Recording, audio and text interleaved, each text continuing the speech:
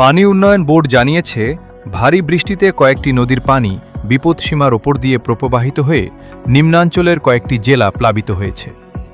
আগামী ৩ দিনের অতি ভারী বৃষ্টিপাতে নতুন করে আরও ৪ জেলা প্লাবিত হওয়ার শঙ্কা রয়েছে। শনিবার ২ মে পানি উন্নয়ন বোর্ডের বন্যা পূর্বাভাস ও সতর্কীকরণ কেন্দ্রের এক পূর্বাভাসে এমন কথা বলা হয়েছে। এতে বলা হয়েছে, গত ২৪ ঘণ্টায় দেশের উত্তর পূর্বাঞ্চলের উজানে মাঝারি থেকে মাঝারি ভারী এবং অভ্যন্তরে হাওর অববাহিকায় ভারী থেকে অতি ভারী বৃষ্টিপাত পরিলক্ষিত হয়েছে।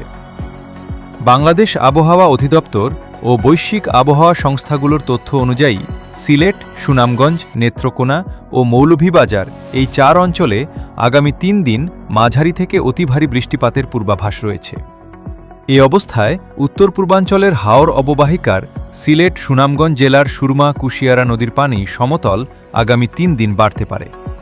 এর মধ্যে তৃতীয় দিন কুশিয়ারা নদীর কোথাও কোথাও পানি সমতল প্রাক মৌসুমি বিপদসীমার উপর দিয়ে প্রবাহিত হতে পারে। ফলে সিলেট ও সুনামগঞ্জ জেলার হাওর সংলগ্ন নিম্নাঞ্চলে বন্যা পরিস্থিতির সৃষ্টি হতে পারে। বন্যা পূর্বাভাস ও সতর্কীকরণ কেন্দ্র জানিয়েছে, নেত্রকোনার ভুগাই কংস ও সোমেশ্বরী নদীর পানি সমতল আগামী ৩ দিন স্থিতিশীল থাকতে পারে এবং নেত্রকোনা জেলার ভুগাই কংস অববাহিকার হাওর সংলগ্ন নিম্নাঞ্চলে বন্যা পরিস্থিতি অব্যাহত থাকতে পারে। এছাড়া নেত্রকোনা ও কিশোরগঞ্জের ধনু বাউলাই নদীর পানি সমতল আগামী ৩ দিন বৃদ্ধি পেতে পারে। পাশাপাশি বাউলাই নদী খালিয়াজুড়ি পয়েন্টে আগামী ৪৮ ঘণ্টায় প্রাক মৌসুমি বিপদসীমার উপর দিয়ে প্রবাহিত হতে পারে। এতে নেত্রকোনার বাউলাই নদীর অববাহিকার হাওর সংলগ্ন নিম্নাঞ্চলে বন্যা পরিস্থিতির সৃষ্টি হতে পারে। Abdullah Shakil, daily one news.